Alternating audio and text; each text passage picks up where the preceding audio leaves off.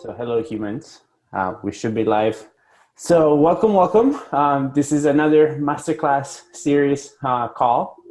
We had in mind for this call to have a little more people on it, but as it sometimes happens, it is just me and Brad, and we also have Carrie Hodges. Hey Carrie, I'm just gonna add you on here. So Carrie, meet Brad, Brad, meet Carrie. Hey, Carrie. Hey, I have power.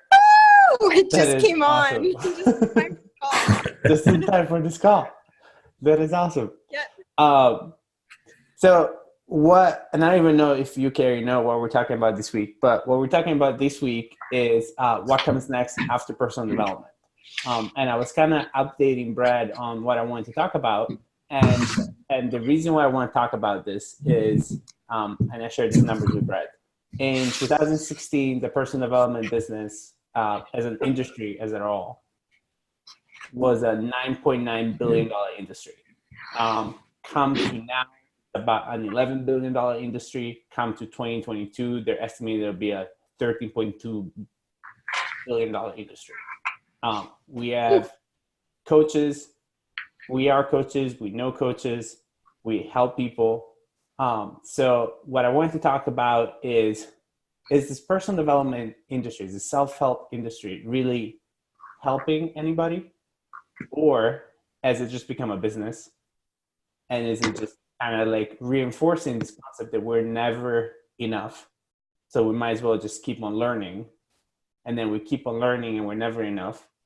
And it's just this vicious kind of cycle that keeps on going. Oh, I think both are true. Yeah. I mean, it's all in the eye of the beholder, right? I mean, it could definitely be a cyclical thing where it's never enough, but it's also great that it has grown because it's enlightening a lot of people, and a lot of people are becoming better people because of it. So, it's like anything. I mean, if you compare it to another industry like pharmaceutical, it's definitely a lot more positive. Yeah, no, definitely. Yeah. Um, So going on that, what you're saying now, is there a right way to do personal development, and is there like a wrong way to do personal development? And is that what it comes down to? Like what your intentions are when you sign up for the course or read the book, or what makes a difference? So why are some people go to one Tony Robbins seminar or landmark seminar and they're able to completely change and shift? And then there's those people that have gone to 18 UPWs and keep going to landmark and nothing changes. I think a lot of that is the integration part. You can go to a million different classes and learn all this cool stuff and it into your life. And day and age, a lot of people want things quick. They want a pill. They want it like change overnight, and change isn't easy. And I think that's kind of where the coaching comes in, is because they can hate us and they can, as you go through that process, pushing them along. And if you don't have that, when you go through and you try, say I go to a class and I try and integrate, and then I hit one of my classic little roadblocks, something I do, or some little hurt spot inside me that it hits, or some worthiness issue, then I quit and I back up. And then, the excuses start rolling and things like that. So I think it's kind of twofold. I mean, I'm sure it's like 5 million fold, but in my case, what I've seen is a lot of that part of integrating into your life and changing what you're doing isn't easy. It's not easy. It's not a pill. It's not quick. It's not I think for the everyday person, it's hard. So there's my little. Yeah. Yeah, that makes sense. I mean, for everybody, it's different. I think it's everything. I mean, it can be easy. It literally can be easy. I mean, there are people that have just woke up enlightened. and woke up completely where they want to be. So, it just depends on the intention of the person. And then going back to the right or wrong, I personally don't believe in right and wrong. I believe in, it depends on where you're going, right? So if a person's true intention, their subconscious intention is to be free of the burdens of those emotions that they're feeling, then they're going to be able to open up to it. But if their intention is on the surface just open to it, and then they hit a subconscious roadblock, they shut right back off. So I think right or wrong is like, is it right or is it wrong? Well, depends on your intention. Like, what is the person trying to do? What is their soul song? What did they come to the earth for? Maybe they came to the earth to experience suffering, so they're not open to being healed, even though consciously they think they are. So every person experiences it exactly how they're supposed to. Yeah. In my opinion. Yeah. Yeah. I love that. I love that. And I think there is such an element of actual truth in what you said there. I don't think a lot of people kind of realize, right? That it is like how deep is your desire to change? Because you can, I think Tony Robbins talks about this, is like, in reality, making a choice is not that difficult. What's difficult is getting to the point where you make the choice from a true kind of place. And then when you make it from a true place, when you make it from an honest place, that makes the difference between you kind of like dilly-dally and taking years to like quit smoking or like working out, and the day that you just actually like, okay, I've made a real choice and this is what's going to happen. Yeah. And even that, Tony Robbins, I don't even think is capable of the depth of thought that we're talking about here in some ways, because even that is just a willpower choice. And willpower is great, but that's not the true issue. Is, I like the iceberg analogy. Like the part above the sea level that you see of the iceberg is the mind, right? And you can say, I am going to make this change. But subconsciously, you've got all this programming that you can't even see, register, or until you get trained on it, you can't like tell people about it. And so even though you want to change and you might have willpower, your program is, this is who I am. This is why I'm here. And so that change can't occur until those layers are peeled. And a lot of people have those layers protected with 1 million watt electric fences and 4-foot deep shell casings. And some people are so closed off on that it's unavailable in this lifetime in some cases, in my opinion. So for you guys, and you've done some type of personal development, some in the actual form of books, some in the form of like what came through spirit, what came through experiences, what came through plant medicine. So what has allowed you to expand yourself on a personal development level to the max? And like, what do you kind of refer back to now in the sense of like what your growth is? So do you get to a point that you don't need personal development anymore, or is just your intention, what Brett was saying earlier, was your intention behind personal development, does that kind of just change and you already feel whole, and then you're just going out of like pure genuine curiosity? I want to learn about this. I want to learn about this, but it's not fulfilling a hole inside of you. Like you're not going from a place that I am broken, I need fixing, and you're just going from a place of, now as a whole, I'm really interested in this. And that's the kind of personal development that you now do.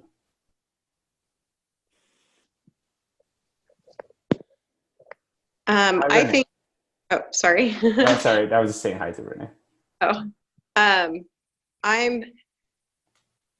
I used to be 100% trying to make myself whole. Looking and looking and looking, and, I've been to Tony Robbins a few times. I've been all kinds of different classes and all over the place. A lot of my stuff is curiosity, but there were definitely holes that I wanted to fill or felt like I needed to fill. And I think little pieces have been broken off, and little, some of those layers have been removed through some of those classes and trainings and just deep meditation and things like that. definitely profound changes with plant medicine, and coaching, you know, somebody sticking a knife in my butt to get moving and to stay on track, and to, that's helped a lot as well. But yeah, that's about me. Yeah. Renee, I'm curious to know what your perspective is. And I don't know how much you have kind of caught about this masterclass, but the conversation that we're having now is what comes after personal development, or what is personal development nowadays. It's a growing and evolving industry, but we're not all approaching it from the same kind of point of view. And the whole term self-help is not really applicable, right? Because if you're giving yourself the help, you're not asking for help, right? So the term help in the self-help kind of analogy doesn't really even make sense.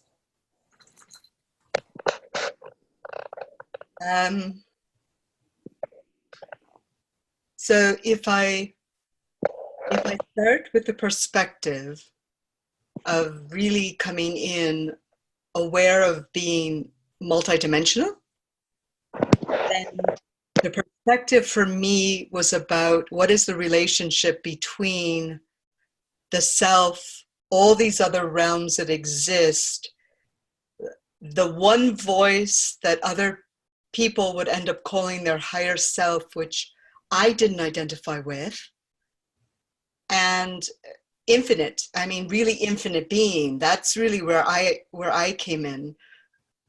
And so, of course, you're going to have to come into the place of, you know, what is the human experience? How do I relate to it? Holy fucking shit, no one else relates to it the way that I do. Am I going to be okay with that?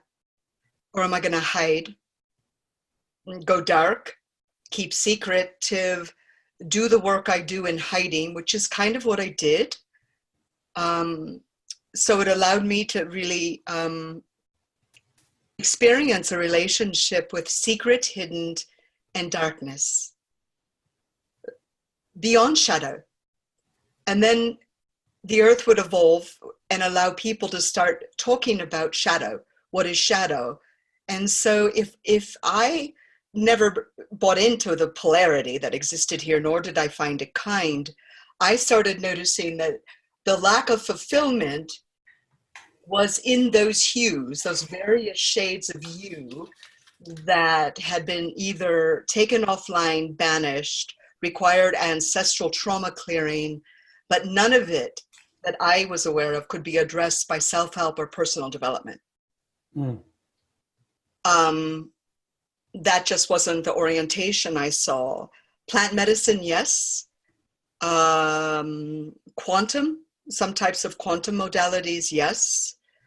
Some type of ultimate breakthrough that fractured you to the point where you dropped into the abyss, my words, not scientific, that had you get to that center place of saying, should I stay or should I go? Can I show up as who I really am? And can I demand that there's support for me on every level of existence? That's a big ask, by the way. Yeah. And it's honest. No, of course. And I think to me, that's how I've referred to plant medicine often is a matter of like, the thing with plant medicine is that it doesn't allow you to keep your excuses. Doesn't necessarily allow you to keep that patterning that you have. It kind of just drops you in a level of like consciousness and awareness that it's honest, to the point that allows you to really kind of change and shift, because you're letting go of that need to feel seen and the need to all of it, because you're in a dark room sitting with the medicine and there is nothing else. Right? Brett, what are your thoughts? What's coming to you? It's just all the words mean different things to different people, right? I mean, for some Yeah. people, personal development is plant medicine. For some people, it's not. I think their words are really hard to address this with because they just don't do it justice. But for me, it's about coming in and picking a specific path of resistance, being chosen the date that I'm born on, being chosen the genes that I get based on the position of the stars, being chosen my family. Because from that state, when I make those decisions, I know the resistance that I need to help myself evolve and essentially to remember love. So I come into this world with those resistance in mind, knowing it's a world of duality, to feel those resistance, to hopefully have the mind to remember what I put those resistance in my path to help me remember, if that makes sense. Yeah. So for me, that's just all part of the experience. It's not necessarily comfortable a lot of the time. So the personal development, in a way, can be already pre-chosen by you for you to experience what you're supposed to experience in order to realize what you're supposed to realize. Well, well, yeah, I think so. Technically, right? Think Like there's a way of looking at it in that kind of way, right?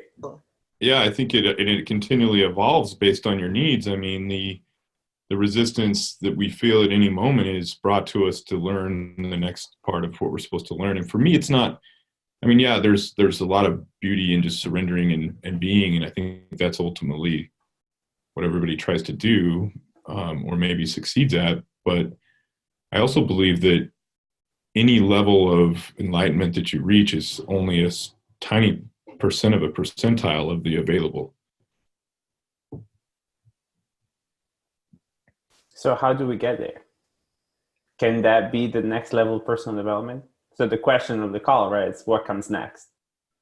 So as we're all people that have explored and expanded past the books and the plant medicine, is there truly that possibility to tap into the infinite?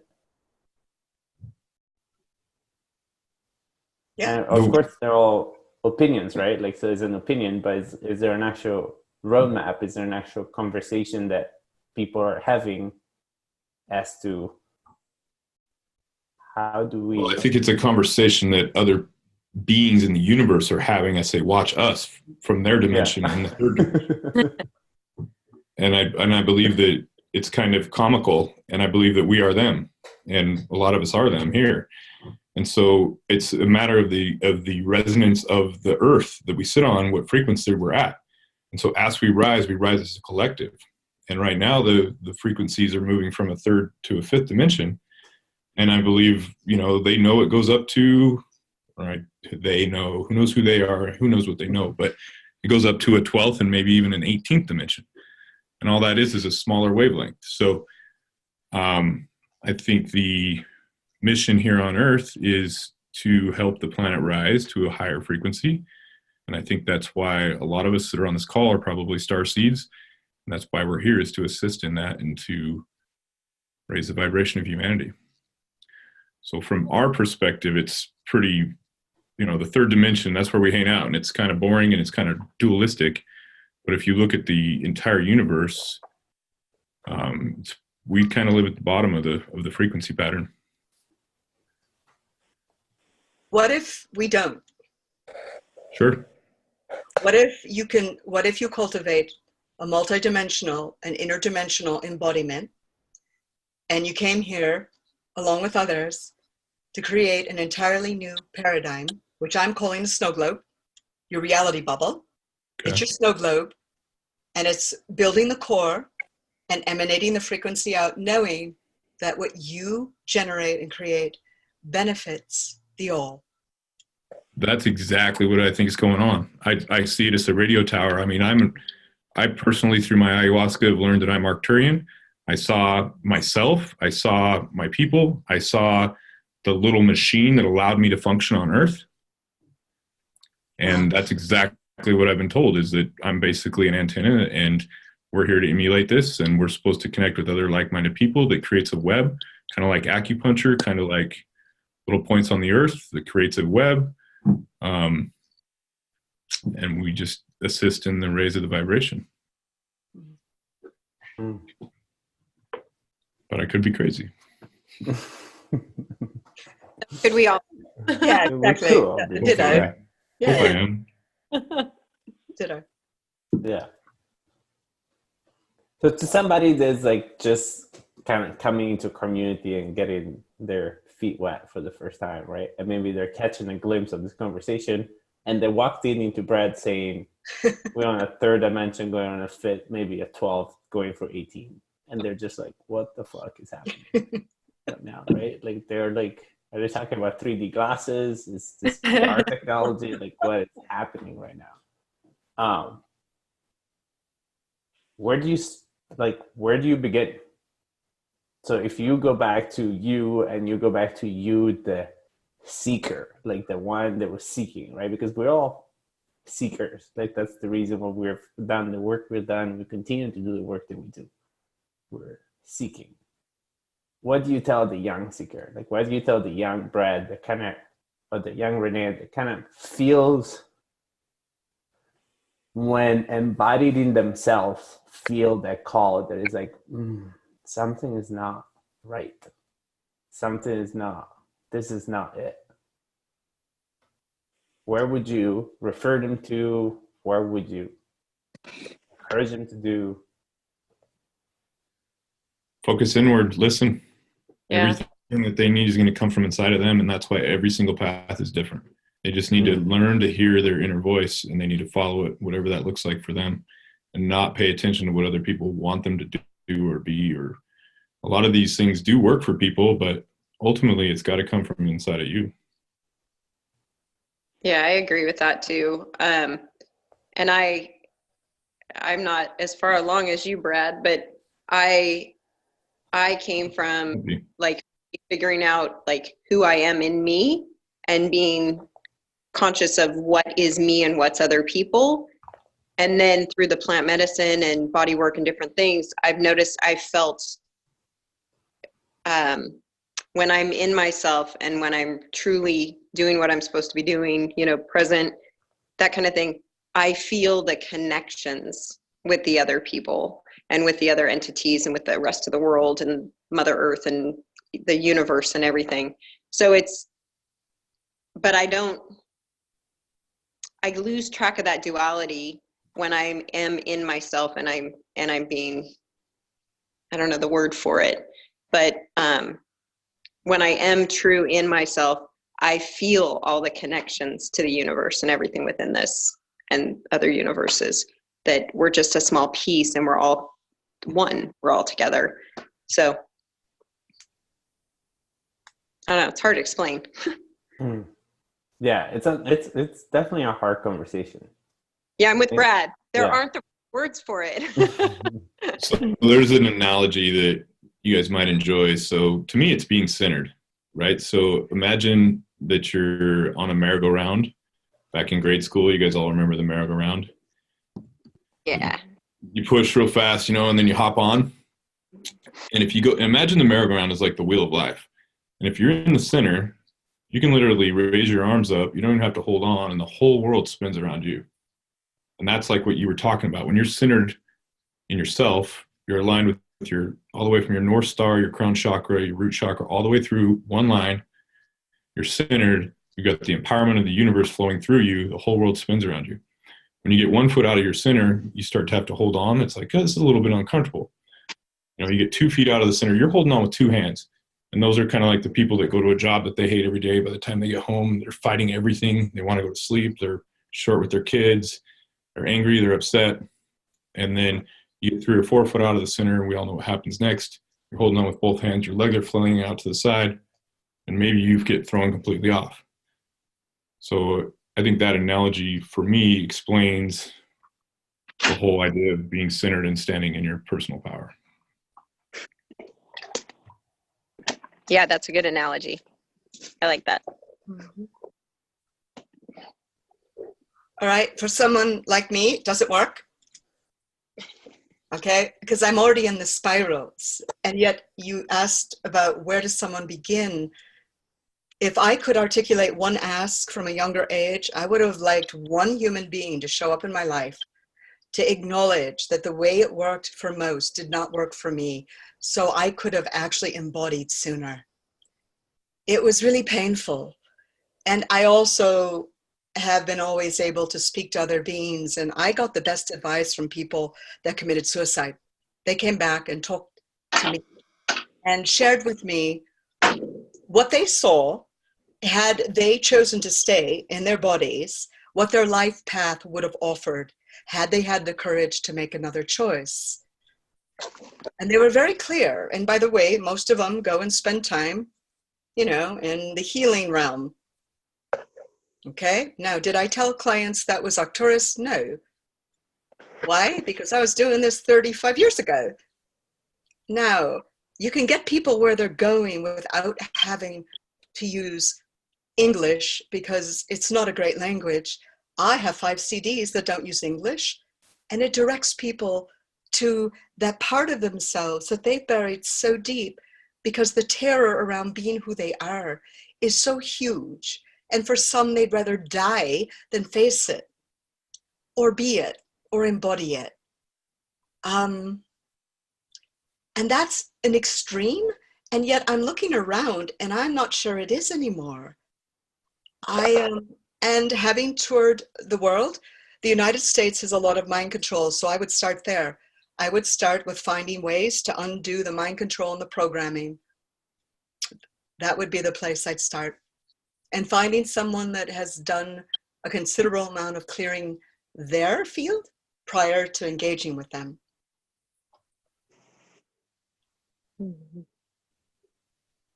So, yeah. I mean, and that's an interesting question, right? Like, how do you tell? It's like that thing that you've been seeing online, right? Where before you start a relationship, you should ask the other person, where are you of your patterns in your past relationships, and how you really got fucked up before you come to me and you throw all that onto me, right? So like, even asking that level of question, and what came to me, Renee, is you were talking, and I only speak to what's been true to me, in the sense of like kind of fulfilling that personal development void. It's been a lot of like love for myself. So the moment that I was able to really embody that love and accept it for myself, that didn't make personal development no longer interesting, but a big allure that I had behind it just kind of went away. So I wanted to bring that out front and see, what are your guys' thoughts in regards to self-love, personal love, and personal development? And if that rings through for anybody, or if you guys are just like, that's just part of your truth and your experience, but that doesn't apply to me or to my journey. Yeah, until I had self-love, I wasn't centered, and I didn't know how to be in me, because I was so worried about being a chameleon to fit into the world, and live according to the way everybody else, what I thought everyone else would want me to do. I was never in my center. So until I learned how to love me and be true to me, there was no being centered or being in that space. So it was a big part for me. Yeah. Awesome. So at least I'm glad you see it. So we're starting to maybe see some kind of patterns that we can give to people, right? It's just that. Mm-hmm. And I guess like it's not as well known as catchy as a 5-step system to this. Because if you tell somebody the answer is just love yourself, they're like, okay, what's the next answer? Like, is there part 2 to this answer? Like, what, you know what I mean? So what else is there? Right? So apparently I'm going to consistently throw us off the rails. And I'm not doing it intentionally. I'm just doing it. I feel like you're here to have this role in this conversation. So I welcome it. So the first time a Native person approached me, they laughed and said, "What's it like to be you?" And I'm like, first of all, I have no idea what you're asking. Which you are you referring to? What is it that you're seeing? And he goes, "You're Heyoka." And I'm like, that's a pretty name. And it shot through my entire body and being and field like lightning, like a bolt of lightning. He goes, "Yeah, that." Mm. And I said, and I started crying. But I'm not sure it's okay. I don't know. I don't feel safe to be experiencing, much less expressing what's happening to me. This man has just opened up an entire reality stream, like plant medicine, through one question. And he had great power in that question. And I asked, "What is Heyoka?" He said, "You know, the one who dances with the thunder and lightning, creates the storms, rides the horse backwards." And I'm like, "Yeah, of course, because the horse knows where the horse is going." He said, "Yeah, that." Mm. If we can assist people in touching that innate wisdom, whether it's from this parallel reality or another, now we begin to unlock greater aspects of the self. For me, because of the amount of abuse that I endured, both through my biological family and through energetic experiences, pretty consistent energetic experiences that I could not verbalize until about 2 years ago. What I discovered was that there was a way to manipulate people through the word love. So I wanted nothing to do with that word. And I know I brought it up last week, and I've been able to use it in context. But what does love mean? It's what Brad said.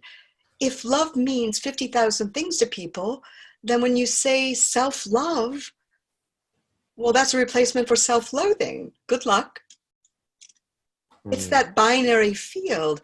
What if it's everything in between that has either been judged by someone, forgotten?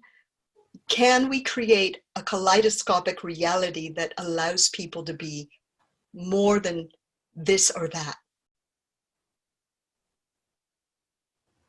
And by the way, you know, Heyoka, it's kind of fun because you walk into a party and within 15 minutes, the shit's flying. However, is that an avatar that any of you want to play your whole life? It's kind of exhausting. I feel I would personally get very bad motion sickness from riding backwards on a horse the whole time. That would not be something that I can do. I can barely ride backwards on a train, so let alone on a horse. But yeah, and that's super fascinating. And like Renee, I always enjoy your presence because and I understand always that your corrections to my expressing is just based on your understanding of things that is different than mine, right? And it's just that's also been a big path for me in the learning of who I am. It's not getting attached to my truth expressed in the way I express it being received by other people. So I love that. And not using love in the wrong way. Oh, no. Or in the other way. Yeah. Yeah. No, I aloha, whatever you want to call it. Love is good. Rhonda sent me a text last week saying, "Heart you, mama." And, you know, I'm good with anything and everything. Mm-hmm. What I do know is that I learned to be a rather large voice for the heart of creation. So the irony is I have no idea what my voice sounds like. I'm about to birth my 6th CD, and none of it is my voice. They're using my vocal capabilities. Not any of it is my voice.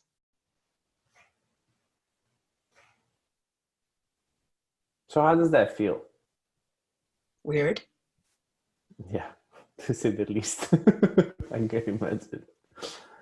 And respectful and honored. So all of it runs in the same field. It's an honor to be a conduit. It's great respect for the beings that are choosing to come through. Huge responsibility to keep the field clear. Big task to try and name the CD and tracks. And if it does what I intend that it will do, then it's a great benefit to anyone that listens. Again, it's fulfilling the space beyond personal development by generating a field where someone gets to experience smoothing or dissolving, alchemizing the edges in the privacy of their own space. And maybe it guides them, leads them to the next thing. And maybe that is plant medicine. Maybe it's not.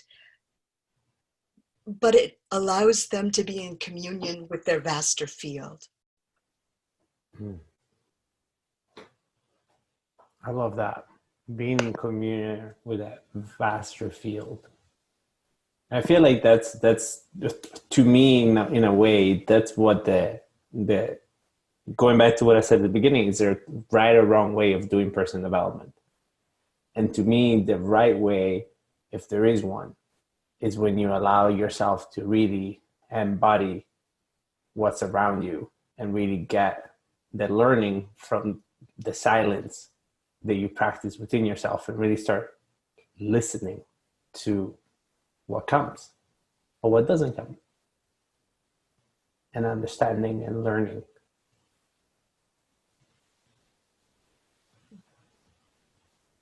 So I ask you guys here until 9, so we have about 20 minutes. We've kind of talked about a lot on all types of things. So I wanted to just leave the floor open. We don't have any questions, so I don't want to leave the floor open to see if anything has kind of come down or come through that you guys want to talk about, kind of touch on, seeing what we have unraveled in the last 42 minutes. Well, I would be curious to ask Renee, and if she doesn't want to share this is totally fine. I respect that. Who they are, as you understand. I would be curious to understand that better, if you want to share it. It depends on at what point, yeah, it's a great question, Brad. So let me just adjunct it by saying I came in as a field of we, okay, at a pretty young age, and was doing energy work by the age of 5. I did get fractalized and fragmented pretty seriously, and there wasn't safety in the home or the body. At that point, my guidance team was a dragon, Merlin, a big giant being that was blue that someone called Archangel Michael. They sent me to Sunday school for me to discover that. That didn't go well. That was also a bar of soap because it was. I said something that was not okay with the Sunday school teacher. That happened a lot. And by the way, ivory's okay, dial's okay, lye soap, not so much. And then there was a really beautiful woman with dark skin and long hair that was Hawaiian. Her name is Pele. I did not know that. I just called her my volcano sister. There was a really tall guy that was thin, had paint on his face, and played an instrument that went wah, wah, wah, wah, wah, wah, wah, wah, wah. And we flew to visit Uluru. He would be playing a didge and Aboriginal. And then let's see if that's the core group, a dragon. There's always been a dragon. The dragon was my safe place. So when I was really scared, the dragon was my safe place. And then sometimes there would be beings of light that showed up as orbs, as stars, as pillars. Beautiful. And then later on, because of the infiltration, I had to clean up my field. I had to clear out my third eye. I'd already bypassed my higher self, and I had to do a huge cleanup because I was aware that there was archontic presence. So I closed everything off, and just now am I recently allowing for a guidance team to be reactivated. I have a huge connection with the ones that emanate from Venus, I don't know if they like being called Venusians. I also have a family orientation with Andromeda. And I don't see. So when they show up, I ask them for a signal in my physical body so I know it's them. Beautiful. You know, it's interesting the parallels between, and I mean this in the, well, you'll understand. You guys will understand this. The parallels between the way she describes that, because I've experienced the same thing. I can describe my guides as well. Yeah, and it sounds very similar. Like I've heard Brad describe his guides, and when you get to a certain point, it's like, oh, this but is it's so interesting how it sounds the same as a child, like a 4 or 5 year old child coming up to you and explaining who they're playing with, and it makes you wonder, but not really, because all that child is the person that doesn't have the shell yet, that the human world puts on them, and then we work our whole life to take it back off. For most of us, I mean, I can't speak for everybody. And I just find that interesting with that parallel. And I don't mean that in a bad way at all. I mean it in a way of like, it would just be wonderful if we could live in a world where the children could just flow their pure intuition, imagination, and desire. And just, I mean, I don't even know how that would work or if it would work, but I think that it would make all of this unnecessary. Does that make any sense? Yeah. No, Yeah. Absolutely. And it brings a question with it, right? It's like, for those that are parents and that are into personal development, it's like, how do you honor the gift that is your child in the knowledge that your child has, and how do you don't create, I use the word create there very loosely, but how don't you then create somebody that in their 20s and 30s is like, I have to go to personal development seminars to take the shelf off that you put on me. Like, what the fuck, Dad? You're just like, shit, my bad. I didn't mean to. I wanted to protect you and spare you. And I think it's a paradox, because my sister, I don't have children, but my sister has kind of done that. She's let her kids just be their beautiful selves, and they're also little shitheads. And so they run around and they don't respect parents. I mean, they poop in the pool, literally. They do whatever the hell they want. And so it's like, I don't have the answer to this, but it's very interesting, because you have to, well, here you go again. This is my programming. You have to make them fit in. No, you don't. But how does it look when they don't fit in? That's a really interesting question. Yeah. Well, the pendulum just swung from we constrain them to they poop in the pool. Right. Can we meet in the middle, maybe? Middle. Yeah. Poop on the side of the pool. Not so much, no. I mean, really. So, have all of you seen the movie K-Pax? I don't think, or maybe a long time ago. Yeah, that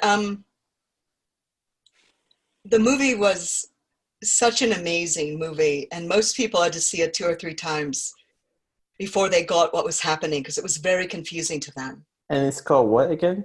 K-Pax, P-A-X. P-A-X. Isn't it about a dog?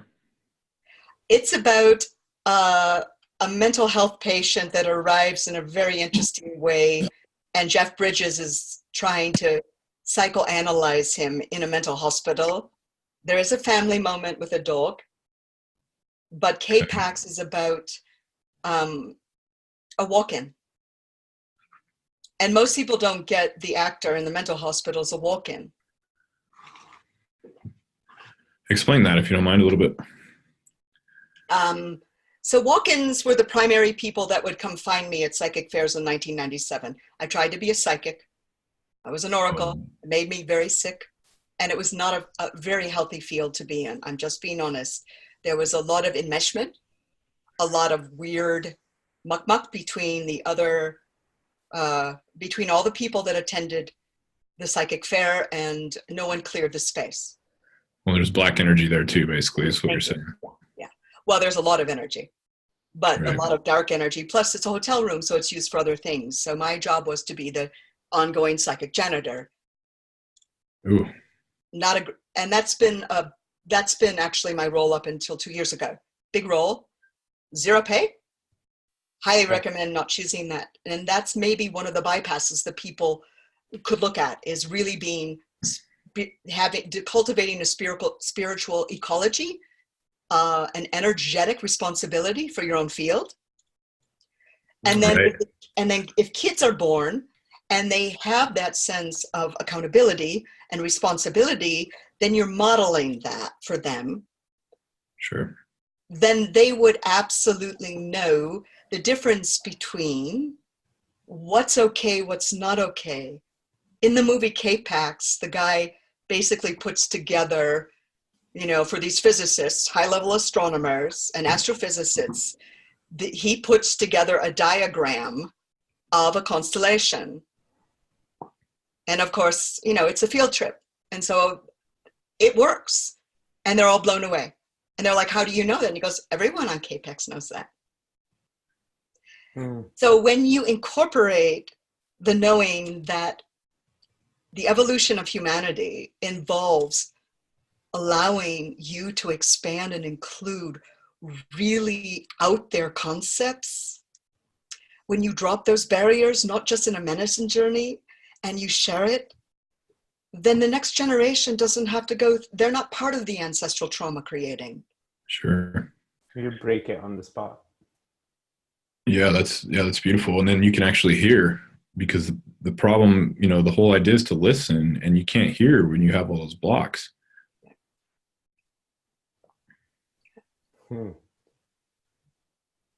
I love this conversation. I don't know if this is where what comes next after personal development, but it feels right that this is where this conversation has gone. So we're just gonna run with it. Well, what about multimedia events? There was one I saw recently. The guy played the handpan really well. It was called Mesmerica, and it was a video and sound multimedia event by James Hood, and it's touring. And I sat there they're using really beautiful like planetariums and multimedia type, big IMAX type movie theaters. So you get a really surround sound. I sat there and felt everybody's energy pop watching this and listening. Mm-hmm. And it was like, well, I could do that. And it's like, and then you hear the voices going, really? How are you going to do that? And they sound like that. It's like, really? Where are you going to start? And I'm like, ugh. So it's too cold to go hang upside down at the jungle gym, but I do that sometimes. And it's like, well, what if I could do that? And what if I could just find the next step closer to that? And believe it or not, this group is a response to the next step closer to that. What was the name of the touring, so I can look it up? It's called Mesmerica. You can go on jameshood.com. I think that was here in Phoenix at one point.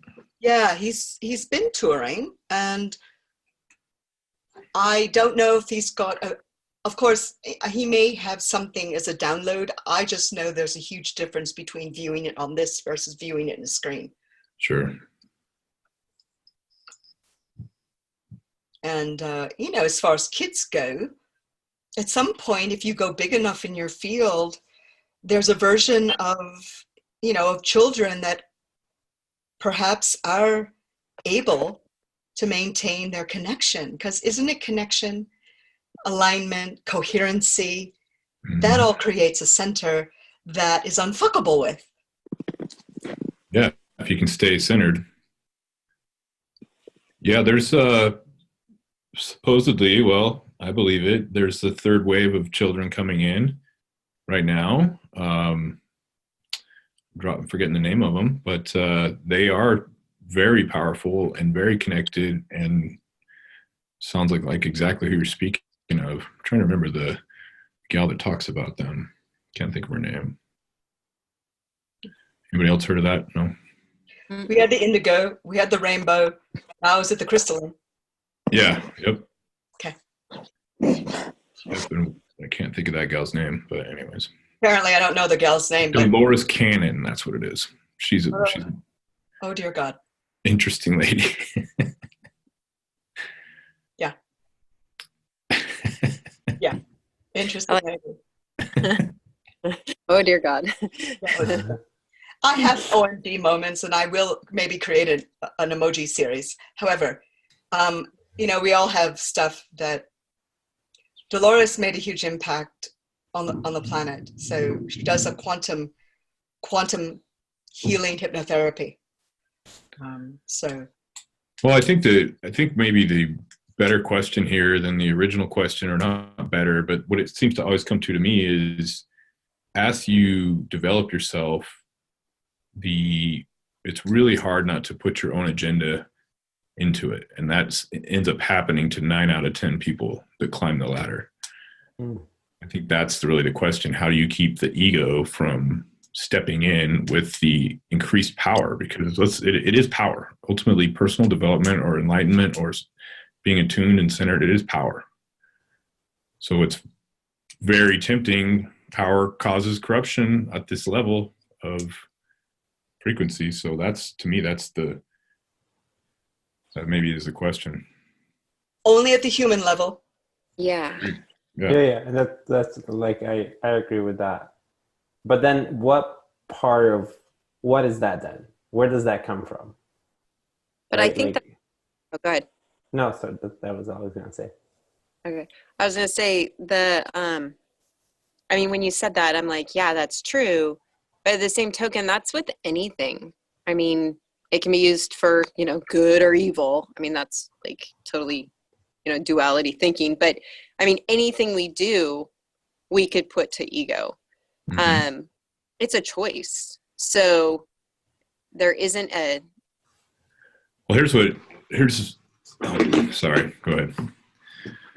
Yeah, just like for me, when I feel centered and I feel connected to everything, I don't feel my ego. My ego washes away. But then there are times that I know my ego comes up, but my intentions are never in that direction. So I don't necessarily, and maybe that's just myself keeping myself in check because I don't like that part of it. The ego part over someone else. So I don't know. So go ahead. I think the brighter your light gets, the more you beacon dark energy. So as you increase your radiance, I mean, there is a battle between light and dark on this planet and in the universe in general. The light always wins. You open a door, the light comes out, the darkness is in. But there's always, as you grow as your light, you get attacked more by darkness, whether that's via a movie that starts you thinking negative, or whether it's via Facebook or whatever it is. There's always some way that is trying to tap into you. And the more powerful you get, the more desirable you are, because you have influence to the dark side. And I know that sounds crazy, but it is literally, it's there. And you just get more attacked the more you go. Anybody else experience that? I must be freaking bright as hell. Because let me tell you, it's going to happen. It's going to happen to me. I was just trying to go to Combo this weekend, and they think my tire got shot out, by an errant bullet. It's like, what the hell? We don't want this one getting any stronger. Yeah. It's like, oh my God. So I'm going to share that I just discovered that it's a program, and I know where it's logged, and at some point I'm going to offer a way to clear it, and I'm not going to announce it on Facebook. But to let us Absolutely. Let us know. I just have to stabilize. Keep us on the short list. Yeah, you'll be on the intel and the download. Perfect. I get attacked on Facebook without, I've got bots. I clear the morphic field of every device I use. I clear Facebook. I clear YouTube. I clear PayPal. I clear everything, and that keeps me very busy and slightly depressed and disgusted. Mm-hmm. And that light and dark, there was a facilitator that I was nudged to listen to last night. And I kind of grumbled. And I said, oh God, why am, they're like, no, stop, pause, go, find the nuggets, even if they're just tiny nuggets. But this one might be really huge. And this woman shared, she goes, it turns out, and she's channeling Gabriel. That doesn't really matter to me. Okay, I'm not being irreverent. It doesn't matter to me that she's channeling. I don't care who she's channeling. If it's in alignment with who she is and that column of light, then I can sense it. And then I can see, is this true for me? She shared that she didn't use program, that was an untruth, and that Gabriel had shared that was the biggest thing holding light workers in check. Wow. Yeah. Yeah, I think that's with all of our sources. There's good and bad with them. And I mean, I've even had clearings done on myself, and then I've literally seen like just one negative thought in my mind. Yeah. And it's like a cobweb, the size of a cobweb. It'll just shoot in, and it'll be a dark tether. Yep. And that's all it takes is like this little tiny, I know this sounds crazy, but probably not to you guys, little tiny cobweb of darkness. And as soon as I allow a spot for that in my mind, whether it's it's always something to do with fear, you know, whether it's doubt, jealousy, anger, fear. And as soon as I just allow that a little time, oh, it might be true, then that tether gets a little bit bigger, a little bit bigger, a little bit bigger. Next thing you know, it's got a portion of you right back, right after you cleared it. Yeah. Yeah, not That's so crazy. true. No, it's true.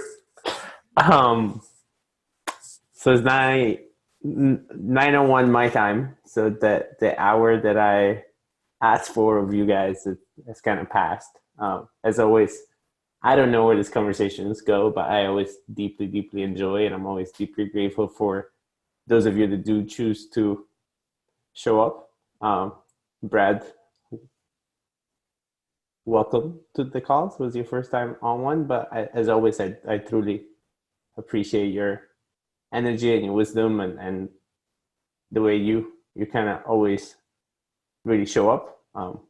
I refer you as a rhino. To me, you're one of the rhinos in my life. So anytime that I need to get behind somebody, that I need some fucking doors open and things moved, I'm like, I need to get behind my rhinos. So it means a lot that you're here. So yeah, I don't know if anybody has any last minute kind of thoughts that you want to share or things that you want to talk about. If not, I say that we wrap it up. Could we, on a future talk, discuss what tools people are using now to generate a field that in Peruvian terms is impeccable, resilient, spacious, and expanded? Yeah, that sounds like an awesome conversation. I'm definitely down for that. Oh, beautiful. And thank you for, once again, hosting this amazing, and good to meet you, Brad, and Carrie popped off, but yeah. Carrie Yes, just nice to meet you too. got power, and they started talking about how bright she was, and he came back and shut the power off, and they're like, nope, That's the darkness coming in. You better call her, make sure she's okay. You can't get any brighter, Carrie. That's it. That's all you got. So thank you guys once again. I'm really grateful. Appreciate it. Thank you guys for watching. If you have any questions, let us know. And much love. Oh, yeah.